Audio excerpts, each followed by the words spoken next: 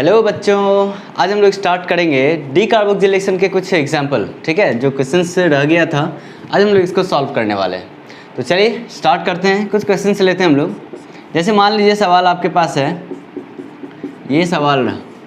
ठीक है, ये कार्बोक्सिलिक एसिड है और अपने को इसका डीकार्बोक्सिलेशन करना है। ठीक है, डीकार्बोक्सिलेशन रिएक्शन का रिएजेंट क्या होते हैं बताओ?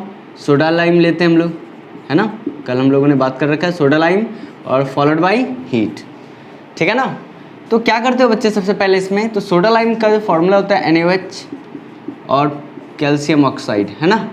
तो कैल्शियम ऑक्साइड और NaOH दोनों मिला के सोडा लाइम कहलाता है।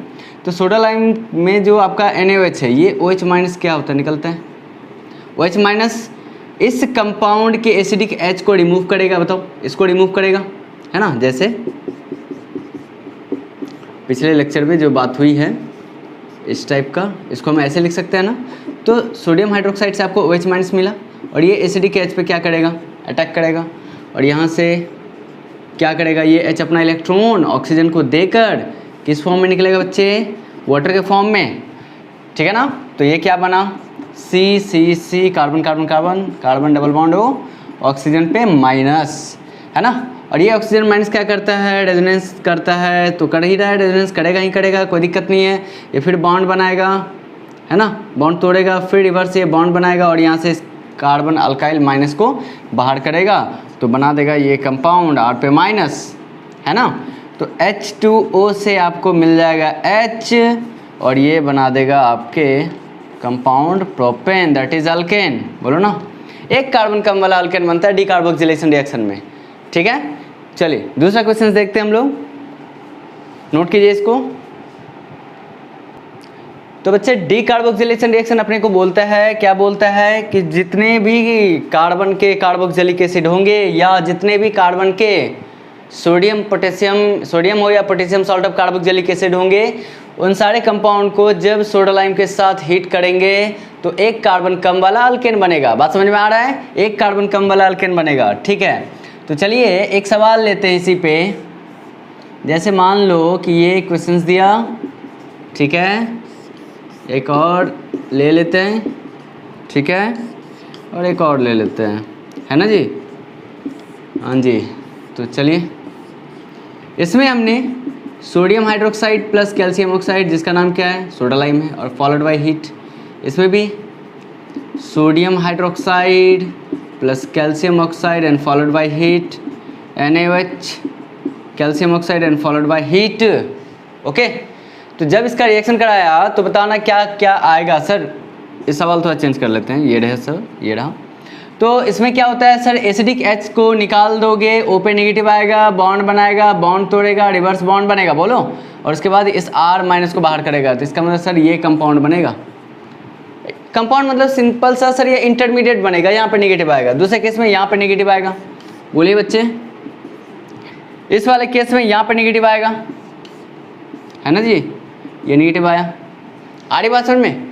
अब एक सवाल इसमें डाल दिया कि बताओ बच्चे, ये R1, ये R2, अगर ये R3, ठीक है, तीनों में से रेट किसका ज़्यादा होगा। तो रेट ऑफ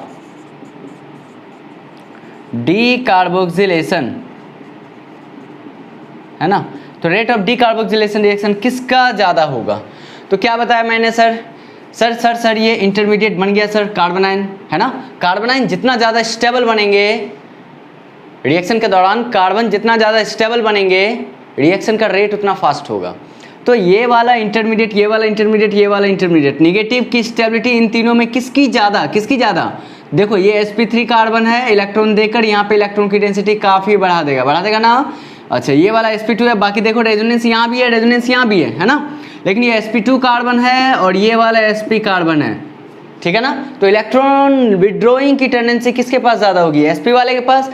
ठीक है, इस वजह से नेगेटिव अच्छा खासा यहाँ पे कम हो जाएगा। नेगेटिव जैसे ही कम हुआ, चार्ज जैसे ही कम हुआ, स्टेबिलिटी बढ़ गई उसकी। तो तीनों में सबसे ज़्यादा स्टेबल हो गया आपका ये, उसके बाद ये वाला, उसके बाद ये वाला, है ना। तो जितना ज़्यादा स्टेबल कार्बन आयन, रिएक्शन का रेट उतना फास्ट। तो R3 का फास्ट होगा R2 से, का फास्ट होगा R1 से। मेरा ख्याल है समझ में आ गया होगा।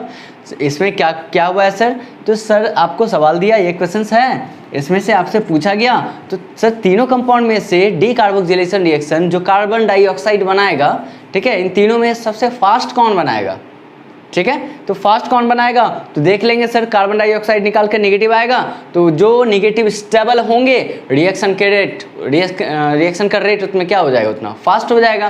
तो जितना स्टेबल कार्बन आयन बनेंगे रिएक्शन का रेट उतना फास्ट होंगे। आई बात समझ में, तो नोट कीजिए इसको।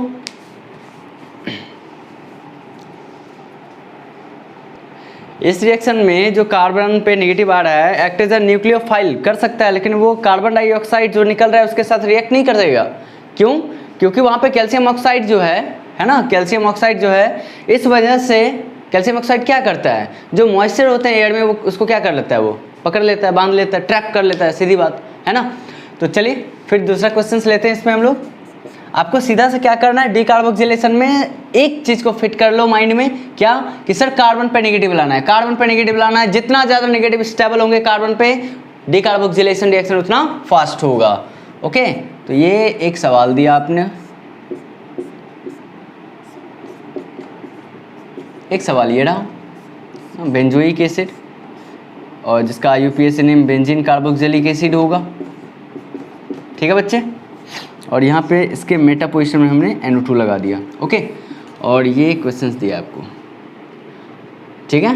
इसमें से सोडा लाइम दे दिए और कैल्शियम ऑक्साइड, सोडा लाइम जिसको बोल रहे हैं हम लोग, हीट कर दिए।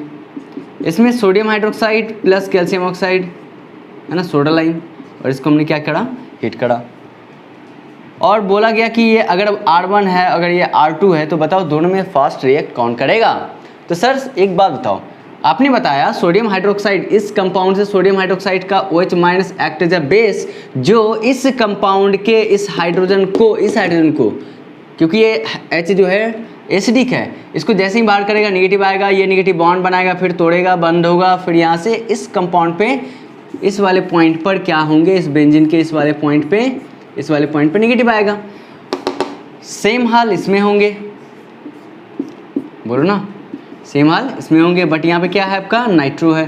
तो बता दो बच्चे, दोनों में ज़्यादा स्टेबल कौन हो गया, सेकंड वाला। ऑब्वियसली आपके सेकंड वाले ज़्यादा स्टेबल हैं, जितना ज़्यादा स्टेबल होगा नेगेटिव, रिएक्शन का रेट उतना फास्ट होगा। इस वजह से R2 ज़्यादा होगा R1 से, क्योंकि यहाँ पे ये -I का काम कर रहा है। सर -R क्यों नहीं करेगा रेजोनेंस, क्योंकि बच्चे कार्बन आयन है, बेंजीन पर नेगेटिव है ना, और वो नेगेटिव डिलोकलाइज होगा नहीं।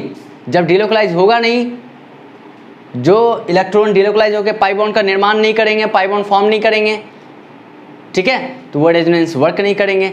सीधी बात समझिए कि इसके रिस्पेक्ट में ये वाला पोजीशन मेटा है, और मेटा पे कहा जाता है कि रेजोनेंस वर्क नहीं करता। चलो सर यहाँ मेटा हम छोड़ दो, हटाओ, मेटा वेटा कुछ नहीं जानते हैं, इतना जान रहे कि सर ये जो नेगेटिव पार्ट है और यहाँ नाइट्रो है, अगर सर इसका रेजोनेंस कराओगे, रेजोनेंस में नहीं जाएगा ये इलेक्ट्रॉन। क्यों? क्योंकि जैसे ही रेजोनेंस में गया तो यहाँ बन जाएगा डबल बॉन्ड।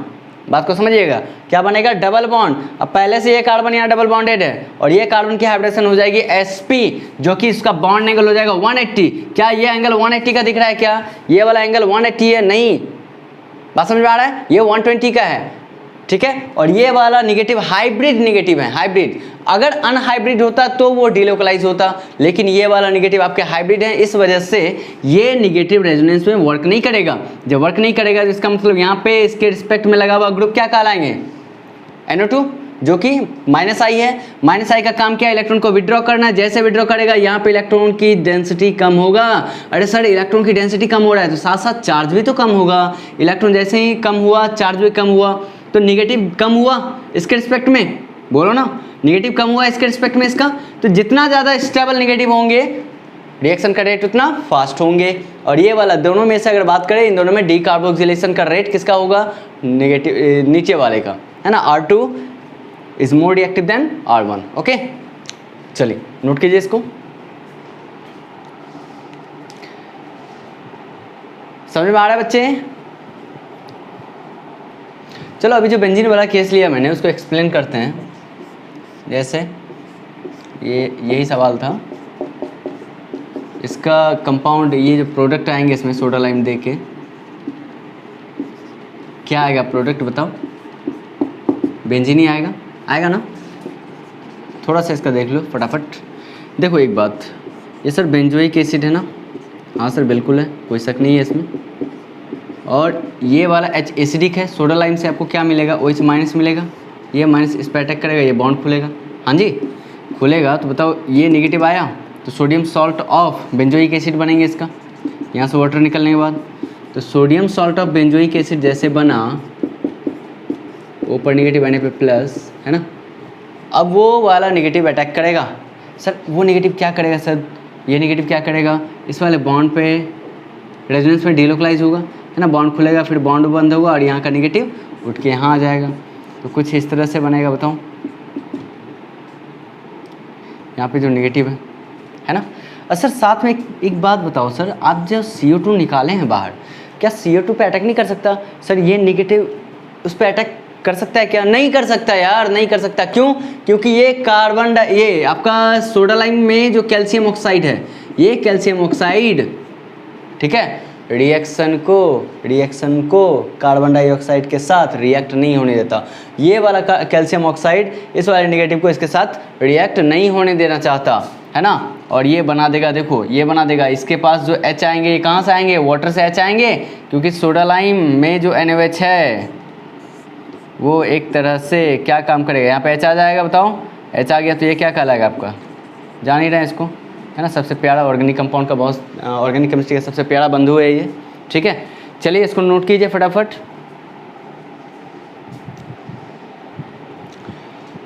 हाँ जी, एक और क्वेश्चन ले लेते हैं है ना, इस टाइप से बहुत सारे क्वेश्चंस मिलेंगे आपको, ठीक है, वो खुद से कर सकते हैं शायद। एक सवाल ये रहा, सेम सवाल लेते हैं, थोड़ा सा चेंजिंग करेंगे। एक ये ले लेते हैं है ना, ठीक है, और एक सवाल ये ले लिया मैंने, ठीक है।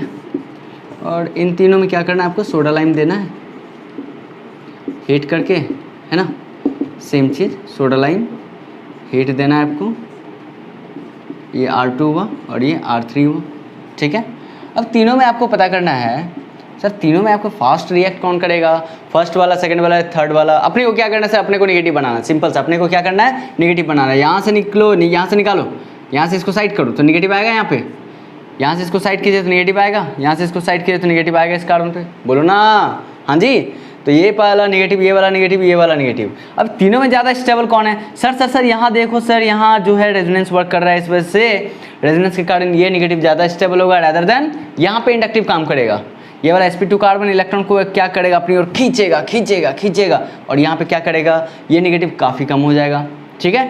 बट यहाँ पे क्या है, रेजोनेंस का डिलोकलाइज होगा, ये वाला कंपाउंड में रेजोनेंस होने वाला है कार्बन आयन बनने के बाद, इस वजह से ज़्यादा स्टेबल, उससे कम स्टेबल और सबसे कम स्टेबल ये, क्यों, क्योंकि दोनों साइड से sp3 मिलके इलेक्ट्रॉन दे रहा है, देकर यहाँ पे इलेक्ट्रॉन की डेंसिटी को बढ़ाएगा। जैसे ही बढ़ाएगा भैया चार्ज बढ़ेगा तो अनस्टेबिलिटी बढ़ेगी, इस वजह से बनेगा तो यहाँ पे भी है ना, ये कंपाउंड बनने वाला है, साथ में ये भी कंपाउंड बनने वाला है और ये भी कंपाउंड बनेगा, ठीक है ना, ये भी बनेंगे, प्रोडक्ट में आपके यही बनेंगे। लेकिन फास्ट कौन बनाएगा, तो फास्ट बनाएंगे सबसे ज़्यादा R3, R2 और सबसे कम R1। Rate of decarboxylation reaction, आपका कहानी ख़त्म। आ गई बात समझ में। चलिए फटाफट इसको नोट कर लीजिए, फिर हम लोग आगे बात करेंगे है ना। अभी तक के लिए इतना ही, इसको लिख लीजिए। Thank you.